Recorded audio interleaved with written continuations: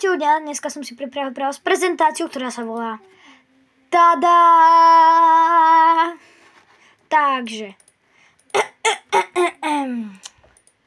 kedy vznikol?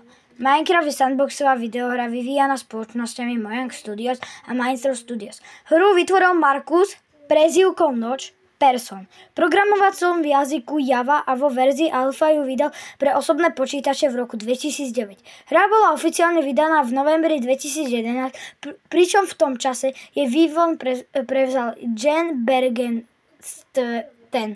Neviem, či to čítam správne. Minecraft bol odvtedy rozšírený na viaceré platformy a stal sa najpredávanejšou videohrou všetkých čias. S 300 miliónmi predávaných kópií na všetkých platformách a 140 milión aktívnych používateľov. Stav z roku 2021. To je veľmi dôležité. Tak. Čo tam môžeš robiť? Takže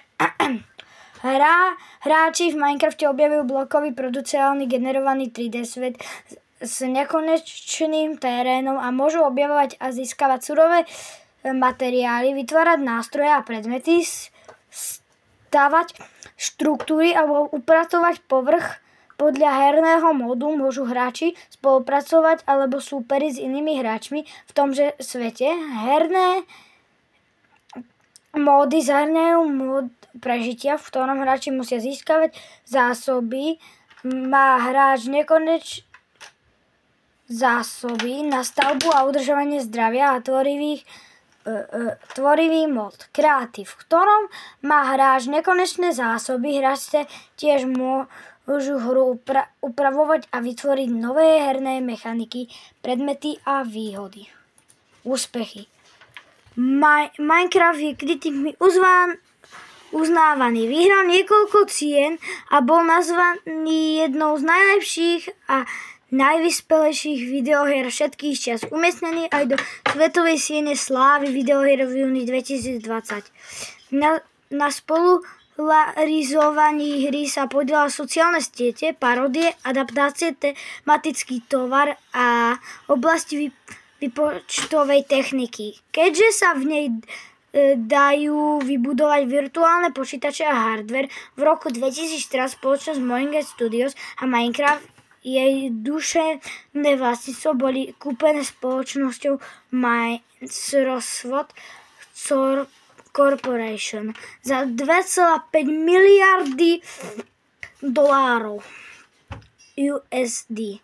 Vytvorený bol niekoľko vedľajších produktov, napríklad Minecraft Story Mode, Minecraft Dungeons, neviem, či to správne čítam, a Minecraft Earth.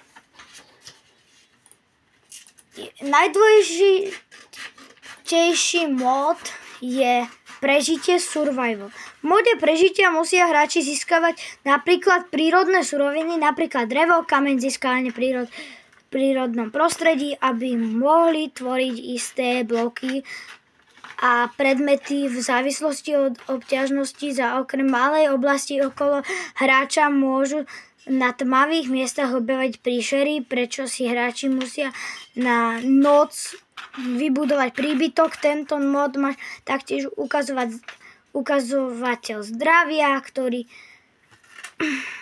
ktorý sa vyčerpáva z útokom monštier, pádoch, topenia sa, padnutia do hlavy, dusenia sa, hľadovania až ďalších príčin. Hráči taktiež majú ukazovateľ hladu. Takže prepačte, ktorý sa vyčerpá ktorý musí byť pravidelne doplňovaný jedením, nie však mierou milovnej obťažnosti. Ak je ukazovateľ hladu vyčerpaný, automatické uzdravovanie prestane a nakoniec sa vyčerpá aj ukazovateľ zdravia. Zdravie sa obnovuje, keď majú hráči témer plný ukazovateľ hladu alebo sú neustále v mieru milovnej obťažnosti. Hráči môžu v Minecrafte tvoriť craft, širokú škálu predmetov. Predmety dajúce sa vytvoriť zahrňajú brnenie, ktoré miernymi zraneniami z útokov zbrane, napríklad meče.